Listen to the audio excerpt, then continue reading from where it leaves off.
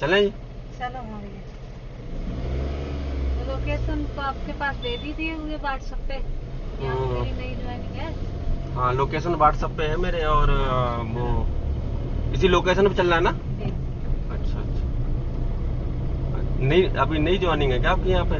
जी भैया। अच्छा, इसीलिए शायद परमानेंट गाड़ी रखी गई है आपके लिए। जी जी। भैया से बात हो गई थी आपकी? हाँ, भैया से सब बात हो गई। पेमेंट वगैरह सारी चीज हाँ, हो गई? वो मेरी सारी बात हो गई है। बस आपको लाना और ले जाना है, मैं बस जी। शाम को लाना है और सुबह छोड़ना है। चलो ठीक है जी। है, नाम क्या है भैया आपका? मेरा कौशल नाम है।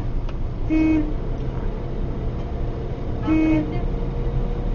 मैं इधर रहता हूँ तुम्हारा भिवानी साइड में, रोहतक।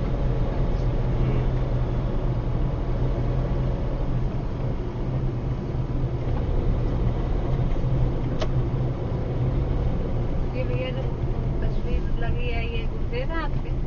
हाँ, ये जो है ना, ये बाबा हैं, बाबा नीम गरोली। हाँ, देखा होगा। हाँ सोशल मीडिया पे भी देखा है, बहुत सुना भी है। अच्छा, आप तो जाते हो गए वहाँ पे? हाँ हम जाते हैं। हमारा जो 15 जून का भंडारा होता है ना, जी 15 जून के भंडारे में मैं 2 बार जा चुका हूँ। दर्शन में तो हम 3 बार जा चुके हैं, लेकिन 15 जून का जो भंडारा होता है वो मैं सिर्फ अभी 2 बार गए हैं उसमें। बहुत भीड़ होती है वहाँ पे। हाँ सोशल मीडिया पे देखा था मैंने। बहुत ज्यादा भीड़ होती है। वहाँ पर प्रसाद जो है वो बहुत प्रसिद्ध है। मालपुआ मिलते हैं ना वहाँ पे। अच्छा हाँ, मालपुआ जो मिलते हैं वो बहुत अच्छे लगते हैं खाने में। और अच्छे उसकी बात ही नहीं होती। क्या होता है, तो प्रसाद जो है, प्रसाद को अच्छे बुरे में नहीं देखना चाहिए। हाँ वो तो प्रसाद हाँ, है। प्रसाद को तो अच्छे से ग्रहण करना चाहिए। बहुत इंसान है छोड़ के भी चले जाते हैं वहाँ पे। जो बाबा जी के मालपुए बंटते हैं 15 जून के भंडारे में, वो सिर्फ 15 जून के भंडारे में ही मिलते हैं। हाँ, वैसे बीच में भंडारा नहीं होता। नहीं वैसे चलते हैं, लेकिन जो वो मालपुए मिलते हैं वो नहीं मिलते। वो तो सिर्फ 15 जून के भंडारे में ही मिलेंगे। और सबको मिलेंगे एक एक, उसमें खाने के पैकेट में मिलता है खाने के लिए। और उसको अगर एक अपना घर ले जाने के लिए मिलता है, अपने घर वालों के साथ में खाओ जाके। अच्छा ऐसे बहुत काफी सारी चर्चा सुनी है इनके बारे में, चमत्कार भी होते हैं बहुत से। हाँ, बहुत से लोगों के साथ में हुआ है जो देखो श्रद्धा भाव से मानते हैं, और उनके जो नियम है। अब ये नहीं कि तुम गलत कर्म भी करते रहो और ये सोचो कि बाबा जी तुम्हारे साथ में चमत्कार कर देंगे, तो ऐसा नहीं है। जो गलत कर्म है वो छोड़ने पड़ते हैं, और एक इत्मीनान से पूजा पाठ भी करनी पड़ती है। ऐसे नहीं होता कि हर किसी के साथ में लो आदमी ने कह दिया कि, क्योंकि सोशल मीडिया पर ज्यादातर आज मालूम क्या फैला है आजकल, लोग कहते हैं कि बस बाबा के दर्शन कर लो और चमत्कार हो जाएगा। तो लोग बाग बस ऐसा नहीं है।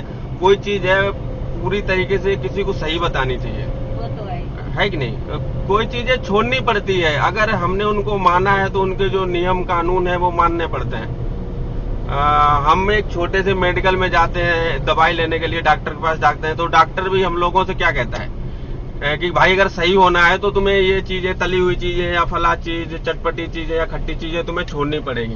परहेज बताता है। वो तुम्हें परहेज बताता है। अगर वो उसका डॉक्टर का भी कहना होता है कि अगर भाई आप परहेज नहीं करते हो ना, तो इसमें तुम्हें कोई फायदा नहीं होगा।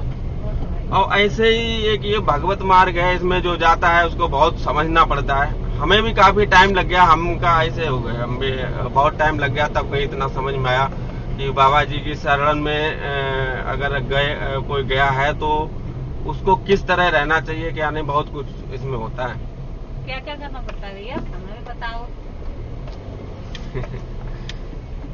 बहुत इसमें सबसे पहले तो लहसुन प्याज छोड़ना पड़ता है, शराब मीट ये कुछ नहीं खा सकते।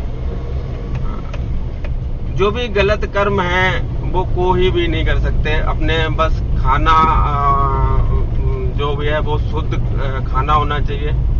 और सबसे बड़ी बात यह है कि पूजा पाठ पे ध्यान देना है, मन एकाग्र रखना है उसमें। हाँ, इस पे बहुत ध्यान रखना होता है, क्योंकि आजकल देखा होगा कि बहुत से आदमी परेशान है। हाँ परेशान हाँ, चाहे वो इंसान के पास पैसा चाहे भले ही हो, लेकिन फिर भी जिनके पास पैसा है वो भी परेशान है, किसी न किसी चीज से हर इंसान परेशान है। हाँ, तो ये शांति इतनी जल्दी नहीं मिलती है, इन चीजों को त्यागना पड़ता है। बहुत सी चीजों को लोग बाग शराब को एंजॉय समझते हैं, वो तो है। और ये नहीं पता शराब कितना नुकसान करती है, हर चीज के लिए नुकसानदायक है। मानते तो नहीं है लोग, कोई नहीं मानता कोई। आज के समय में जिसको समझाओ ना तो वो हमारे 4-5 दोस्त हैं, मैंने उनको समझाया तो वो कह रहे यार ये दुनिया है, अभी जी लो, फिर पता नहीं। मैं कहा इससे हो क्या जाता है ये बताओ। ऐसा नहीं कि हमने ये कुछ पिया नहीं है, मैंने भी शराब पी है, बहुत शराब पी। मैं पहले बहुत शराब पीता था, हाँ बहुत शराब पीता था मैं। सुबह शाम, जैसे शाम को मैं इतनी शराब पीता था कि जब मैं अपने घर आता था शाम को तो हमें थोड़ी बचा के लानी पड़ती थी सुबह उठने के लिए, हम इतनी शराब पीते थे। फिर आप छोड़ कैसे दिए? अरे बस बाबा की कृपा है सब। तो ये तो आपके भी साथ चमत्कार हुआ? चमत्कार, हाँ हमारे साथ तो बस ये चमत्कार ही मान लो।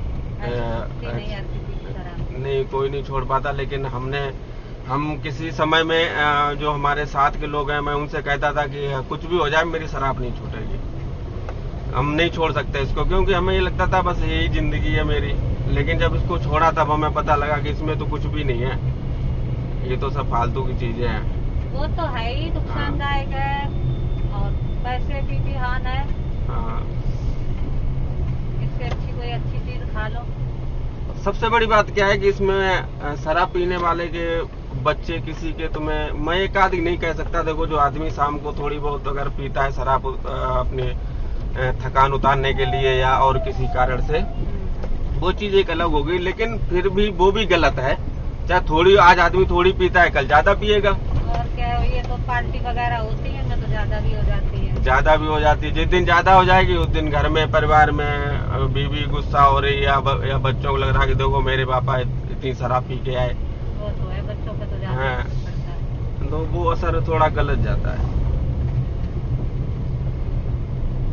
और भैया आपके बच्चे कितने हैं? मेरे 3 बच्चे हैं। बड़े होंगे, स्कूल जाते हैं? हाँ स्कूल जाते हैं, 3 बच्चे हैं, 2 लड़कियां हैं बड़ी, वो 7th क्लास में है दोनों, और जो लड़का है वो 6 में है। बीवी जॉब करती है हाउसवाइफ? नहीं वो तो घर पे रहती है, बच्चों को देखना पड़ता है ना, अब लड़कियों को घर पे अकेला नहीं छोड़ सकते ना।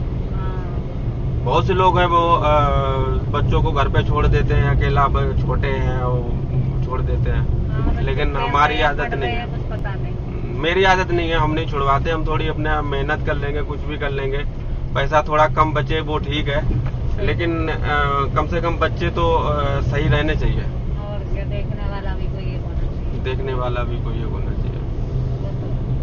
अब या तो मेरे जैसे कि आपके घर पे तो चलो सबको ही है, हमारे घर अब हम अकेले हैं और घर पे हमारी वाइफ अकेली है, कोई सास ससुर बैठे होते तो चीज दूसरी थी, चलो वाइफ पे भी काम करवाएंगे, और लेकिन अब घर पे तो बच्चों को देखने वाला बड़ा बुजुर्ग है नहीं।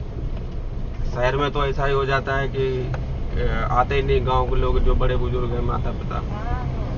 हमारे तो खैर है ही नहीं। अच्छा, आपके है ही नहीं? नहीं, मेरे मम्मी पापा नहीं है। 11 साल की 9 साल की उम्र में हमारे पापा खत्म हो गए थे, और जब तक हम 11 साल के हुए थे तब तक मेरी मम्मी खत्म होती गुजर गई थी।